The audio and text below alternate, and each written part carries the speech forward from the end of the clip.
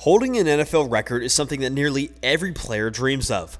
Whether you want to break Tom Brady's all-time passing yards record or break Paul Krause's record for most interceptions by a defensive player, being a record holder for the most part is something that everyone aspires to be. However, there are some records in the NFL that players or teams would rather not be associated with and are honestly pretty embarrassing. Welcome back to our channel, where today we're going to be going over the top 5 most embarrassing records in NFL history. Sit back and enjoy. First up, we get the Buffalo Bills' 4 straight Super Bowl losses. This record is not only really embarrassing, but will probably never be broken by another team. From 1991 to 1994, the Buffalo Bills would represent the AFC in the Super Bowl for each of those 4 seasons. That record itself is pretty impressive, as they're the only team to make it to 4 straight Super Bowls. Yet, that also makes the 4 straight losses hurt that much more. The Bills squad that accomplished this rather unpleasant record is one of the best constructed rosters in the history of the league. 5 players from those 1990 squad were Hall of Famers, including quarterback Jim Kelly and wide receiver Andre Reed. Head coach Mark Levy and owner Ralph Wilson were also inducted into the Hall of Fame for their success during that run. And while every player is surely to be grateful to be in the Hall of Fame, you know that they would have loved to have a Super Bowl ring to add to their resume. Next up, Terry Bradshaw, worst single-season passer rating of all time. Terry Bradshaw was one of the greatest quarterbacks in NFL history, helping lead the Steelers to their first 4 Super Bowl rings, along with an NFL MVP award and 2 Super Bowl MVP awards. However, the Hall of Famer's career kicked off with an absolutely terrible rookie campaign. Bradshaw would complete just 38% of his passes and would only throw 6 touchdowns and an impressive 24 picks in his very first season in the league. Those remarkably bad numbers helped give Bradshaw the record for the worst single-season passer rating at just 30.4. Luckily for Bradshaw and the Steelers, the front office decided to stick with the young gunslinger under center, and it worked pretty well for the Steel City in the next few years.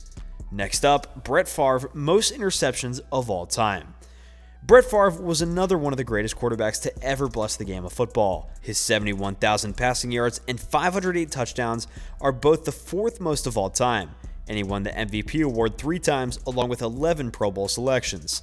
The one record that the Hall of Famer does sit atop is probably one that he'd rather not see his name on. Brett Favre threw a rather impressive 336 picks, but the gap between him and the next closest player on that list is even more impressive. George Blanda has thrown the 2nd most interceptions of all time, yet he still threw 59 less than Favre. That gap gets more ridiculous when you realize the gap between the number 1 and number 2 players on this list is larger than the one between the number 2 and number 20 player on the list, Joe Namath.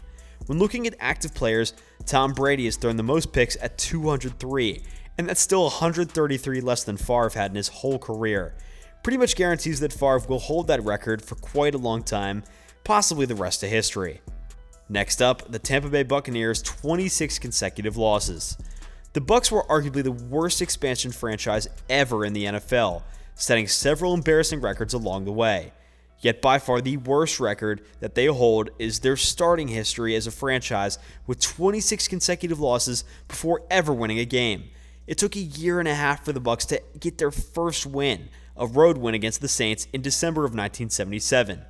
Even more embarrassing was the fact that the Saints head coach was immediately fired after the end of the game.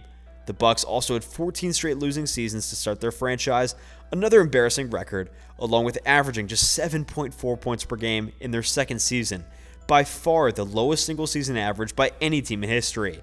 It only took the Bucs about 30 years post-entrance into the league to even appear in their first Super Bowl, in which they won over the Oakland Raiders.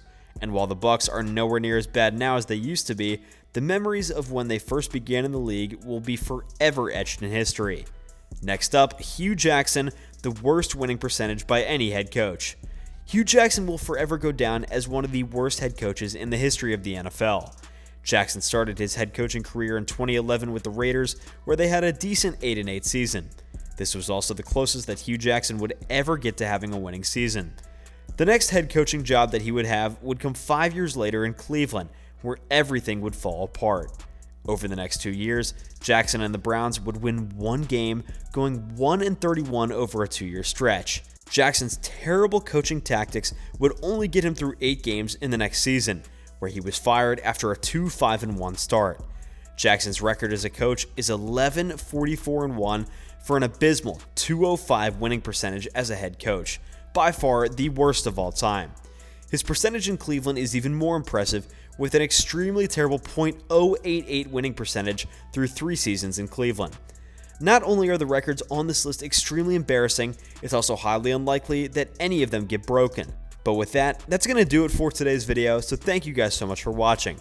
Be sure to smash that like button, subscribe to our channel, and hit that notification bell so that you never miss another video. Thanks again, and we'll see you guys next time.